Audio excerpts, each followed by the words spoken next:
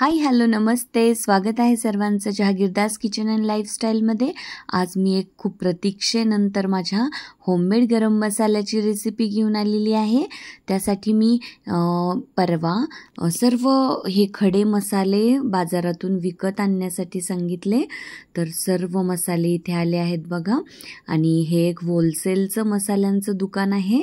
तर तिथे कमीत कमी 250 ग्राम एवढे मसाले, म्हणजे प्रत्येक पदार्थ 250 ग्राम एवढा घेणं कंपल्सरी होतं। तर प्रत्येक मसाला असा 250 ग्राम असा विकत आणलेला आहे। म्हणजे मसाल्याचा प्रत्येक पदार्थ, लवंग, मिरे, इलायची, दालचिनी, स्टार फूल सगळं काही आलं होतं। आणि हे मला संध्याकाळी हातात मिळालं, पण त्यानंतर OPD असल्यामुळे मी मसाला बनवू शकले नाही। मग रात्री उशिरा मी हे सगळं बनवायला सुरुवात केली होती। आणि रात्री OPD मधून आल्यानंतर सर्व मसाले मी व्यवस्थित एका मोठ्या ताटामध्ये घेऊन निवडले, जेणेकरून कचरा वगैरे किंवा एखादा खडा यामध्ये जायला नको। आणि सोबतच बघा, मी इथे खरवसही बनवून घेतलं। गावाकडून हे दूध आलं होतं आणि मस्त इलायची वगैरे टाकून अगदी कमी साखरेमध्ये मी हे खरवस ह्यावेळी बनवलं होतं। आणि त्यासोबतच हा पूर्ण किचन टॉपवर मसाल्यांचा धिंगाणा सुरू होता। काही अखंड मसाले मला फ्रीजमध्येही सापडले, तेही मी बाहेर काढले होते। मसाल्याचा हा प्रत्येक पदार्थ मी सेपरेट एका ताटामध्ये घेऊन व्यवस्थित निवडला होता, कारण यामध्ये कचरा किंवा एखादाही खडा गेला तर पूर्ण मसाला बिघडण्याची शक्यता असते। त्यामुळे व्यवस्थित हे सर्व पदार्थ निवडून घ्यायचे। इथे बघा, बडीशेप घेतली आहे, लवंग, मिरे, आपले हे रेग्युलरचे जिरे आणि शहाजिरे, असं सगळं काही मी व्यवस्थित निवडून घेतलं होतं। आणि आता मी हे मसाले सर्व व्यवस्थित भाजून मग त्याची पावडर करणार होते। हे बघा, हे आहे स्टार फूल आणि ही आहे दालचिनी। मी 250 ग्राम असा प्रत्येक पदार्थ विकत आणला होता। तर मी मसाला बनवण्यासाठी त्यातील अर्धे मसाले घेतले होते। प्रत्येक पदार्थ हा मी जवळजवळ 125 ग्राम एवढा घेतला होता। आणि उरलेले सर्व मसाले मी असे व्यवस्थित क्लिप्स लावून फ्रीजमध्ये स्टोअर केले होते, जे मला खडे मसाले हवेच असतात बिर्याणी वगैरेसाठी, त्यासाठी वापरते। आणि हा मसाला संपल्यानंतर मी ह्या पदार्थांपासून पुन्हा मसाला बनवते। तर बघा, व्यवस्थित फ्रीजमध्ये स्टोअर केलेत मी हे, कारण एकदा काय झालं होतं ना, मी नवीनच कुकिंगला सुरुवात केली होती, म्हणजे इंडिपेंडंट कुकिंग मी शिकली होते। आणि मग मी मसाला बनवण्यासाठी हे सर्व मसाले विकत आणले। आणि माझ्याकडून शहाजिरे हे म्हणजे किचनमध्ये शेल्फमध्ये एका डब्यामध्ये मी ठेवले होते। तर ते शहाजिरे काही दिवसांनी बघितले तर त्याला किडे लागले होते आणि ते पूर्ण खराब झाले होते आणि मला ते फेकून द्यावे लागले होते।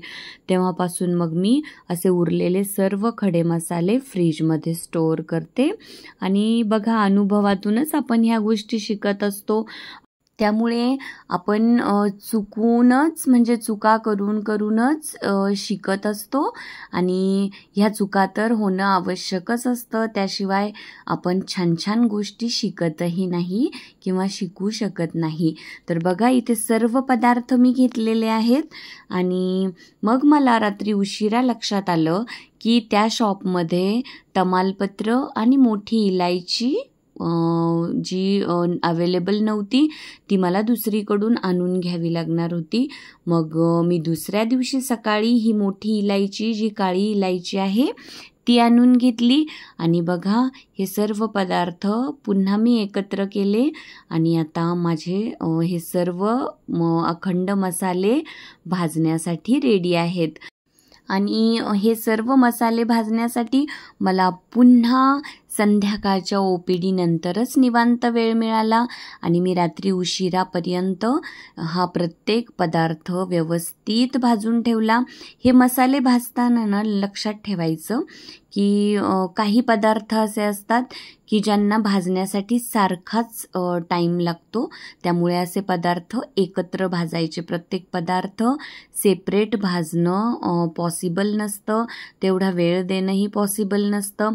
तर बघा, इथे बडीशेप आपले रेग्युलर जिरे आणि शहाजिरे असं मी एकत्र भाजून घेतले आहे. हे मसाले भाजण्यासाठी मी ही मोठी पॅन जी घेतली आहे ना ती 12 लिटरची पॅन आहे आणि मसाले मस्त मोकळे ह्यामध्ये भाजले जात आहे. तर हे बघा, हे तीनही पदार्थ छान भाजले गेले आणि हे सगळं आपल्याला खूप भाजून घ्यायचं नाही, म्हणजे अगदी त्याला आपल्याला खूप जास्त रोस्ट करायचं नाही आहे. तर आपण फक्त याचा छान वास सुटेपर्यंत भाजणार आहोत. आता बघा, लवंग, मिरे, स्टारफूल आणि ही दालचिनी हे 4 पदार्थ आपण एकत्र भाजणार आहोत. आता ह्या पदार्थांना भाजण्यासाठी सारखाच वेळ लागतो, हेही मी अनुभवातूनच शिकली आहे. हे कुणी शिकवण्याची आपल्याला गरज नसते, हे आपले अनुभवच आपल्याला शिकवत असतात. तर हे 4 पदार्थ मी एकत्र केले आणि दालचिनी जी मोठी होती तिला मी जरा तोडून घेतली, म्हणजे भाजायलाही सोपं जातं आणि जेव्हा आपण मिक्सरमधून हा मसाला बारीक करणार आहोत ना तेव्हाही जरा व्यवस्थित बारीक होते.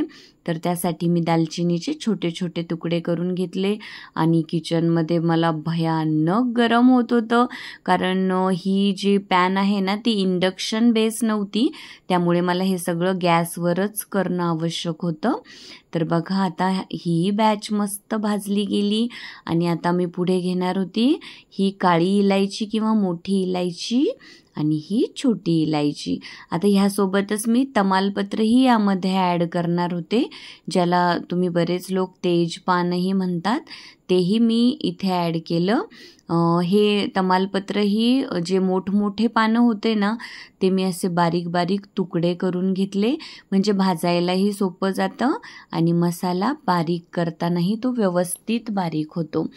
तर बघा, मी तमालपत्रही छोटे छोटे तुकडे करून घेतले आणि हे सगळं व्यवस्थित भाजलं. बेसला 2 प्रकारच्या इलायची आहेत आणि तमालपत्र त्याच्यावर आहे, तरीसुद्धा ते अगदी छान भाजलं जातं आणि मस्त हे सगळं आपल्याला अगदी लो हीटवर म्हणजे मंद आचेवर भाजायचं आहे. आणि लक्षात ठेवायचं, मसाला खूप जास्त आपल्याला भाजायचा नाही, जेणेकरून त्याचा जो नैसर्गिक सुगंध आहे तो कायम राहायला हवा. आणि हे बघा, मस्त सगळं भाजलं गेलं आहे.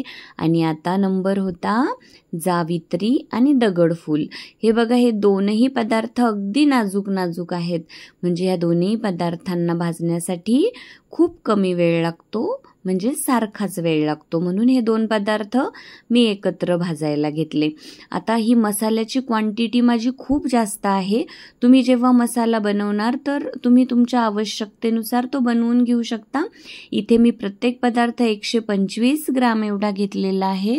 तुम्ही 25 ग्रॅमही घेऊ शकता, 50 ग्रॅमही घेऊ शकता आणि तुमच्या आवश्यकतेनुसार तुम्ही हा मसाला तयार करू शकता. इथे मी धने अगदी व्यवस्थित निवडून घेतले आहेत आणि विशेष म्हणजे हे धने माझ्या बहिणीच्या सासूबाई, ज्यांना आम्ही सगळे नानी म्हणतो, तर त्यांनी माझ्यासाठी पाठवले आहेत. आणि ह्यावेळी माझ्या मसाल्याचं भाग्य आहे की त्याला गावरान धने लाभलेले आहेत, जे गावाकडून अतिशय प्रेमाने माझ्यासाठी बहिणीच्या सासूबाईंनी पाठवलेले आहेत. हे बघा, हे सर्व मसाले रात्री उशिरा मी छान भाजून घेतले होते आणि त्याला निवांत थंड होऊ दिलं आणि 3ऱ्या दिवशी सकाळी हे मसाले बारीक करण्याचा योग आला. मस्त थंड झालेले मसाले कुरकुरीत होतात आणि मिक्सर जारमध्ये अतिशय कमी वेळेत हे पटकन फाईन पावडर तयार होते. तर बघा, हे सर्व मसाले अगदी व्यवस्थित मिक्स करून घ्यायचे. मिक्सरमध्ये प्रत्येक बॅचमध्ये प्रत्येक पदार्थ सारख्या प्रमाणात आला पाहिजे, हे लक्षात ठेवायचं. आणि बघा, सगळ्यात अगोदर मी हे जे धने भाजून घेतले होते ना त्याची पावडर बनवून घेतली. आणि पावडर ह्यासाठी सेपरेट बनवली की मला असं वाटलं की आवश्यकतेनुसार आपण पावडर ॲड करूयात. पण ह्या सर्व मसाल्यांना मिळून 1 किलो एवढ्या धन्यांची पावडर मला वापरावीच लागली. म्हणजे पूर्ण 1 किलो धने आणि प्रत्येक पदार्थ 125 ग्राम एवढा इथे ह्या मसाल्यासाठी मी वापरला होता. धने पावडर आपली रेडी आहे. त्यानंतर मी हे सर्व मसाले एकत्र करून पुन्हा दालचिनी आणि तमालपत्र आवश्यकतेनुसार थोडे आणखी बारीक करून घेतले आणि मिक्सर जारमध्ये मस्त अशी बघा फाईन पावडर तयार केली. किती बारीक तयार झाली आहे बघा. आणि काळजी घ्यायची की प्रत्येक बॅच एवढीच बारीक झाली पाहिजे, एवढीच फाईन पावडर प्रत्येक बॅचची तयार झाली पाहिजे. म्हणजे आपल्या मसाल्याची कन्सिस्टन्सी ही मस्त राहते आणि मसालाही टेस्टी लागतो. आणि मध्ये मध्ये जाडसर असं काही एखादा पदार्थ राहू नये याची काळजी घ्यायची. हे बघा अशा प्रकारे ह्या सर्व खड्या मसाल्यांची मी मस्त पावडर बनवून घेतली आहे. आणि इथे आपली धने पावडरही रेडी आहे. बघा पावडर किती फाईन झाली आहे. तर प्रत्येक बॅच एवढी फाईन पावडर बनवल्यानंतर जरा मी त्याला थंड होऊ दिलं. OPDची तयारी होईपर्यंत हा मसाला एकदम छान थंड झाला. आणि थंड झाल्यानंतर मी त्यामध्ये बाकीचे पदार्थही मिक्स करून घेतले, जसे की धने पावडर मी ह्यामध्ये ॲड केली.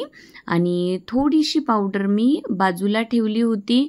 मला वाटलं होतं आवश्यकतेनुसार आपण ॲड करावी. तर बघा धने पावडर आणि हा 1.5 चमचा एवढी मी हळद पावडर ॲड केली. एक मोठा बोल भरून मी ही लाल मिरची पावडर ॲड केली. आणि हे सगळं मी करून घेतलं व्यवस्थित मिक्स. आणि हे छान मिक्स केल्यानंतर मला असं वाटलं की धने पावडर जी मी बाजूला ठेवली आहे ती मी सगळीच ह्यामध्ये ॲड करावी. म्हणजे गरज होतीच आणखी ॲड करण्याची, म्हणून मग मी ही काढून ठेवलेली संपूर्ण धने पावडर ह्यामध्ये ॲड केली. हे बघा ह्या प्रकारे तुम्ही जर एकदा घरात मसाला बनवला ना तर तुम्हाला कोणत्याही मोठ्या ब्रँडच्या मसाल्याची, जसे की चिकन मसाला, मटन मसाला, बिर्याणी मसाला, म्हणजे कोणत्याही मोठ्या ब्रँडच्या मसाल्याची तुम्हाला आठवणच येणार नाही. एकदा बनवून बघा. मला खात्री आहे की तुम्ही नेहमी हा मसाला घरात बनवणार आणि तुम्हाला खूपच जास्त आवडणार. बघा किती छान फाईन पावडर तयार झाली आहे. एकदम मस्त आपला मसाला रेडी आहे. आणि हा जो मसाला आहे ना अगदी मिसळ मसाल्याचंही काम करतो, बिर्याणी मसाल्याचंही काम करतो. सर्व व्हेज आणि नॉन व्हेज डिशेस मस्त बनतात ह्या मसाल्यामध्ये. तुम्ही सुद्धा ही रेसिपी ट्राय करा. आणि माझ्या रेसिपीज आवडत असतील तर माझ्या चॅनलला लाईक, शेअर, सबस्क्राईब करायला अजिबात विसरू नका. मला खात्री आहे तुम्हाला हा व्हिडिओ नक्कीच आवडणार. Thank you so much. Bye bye.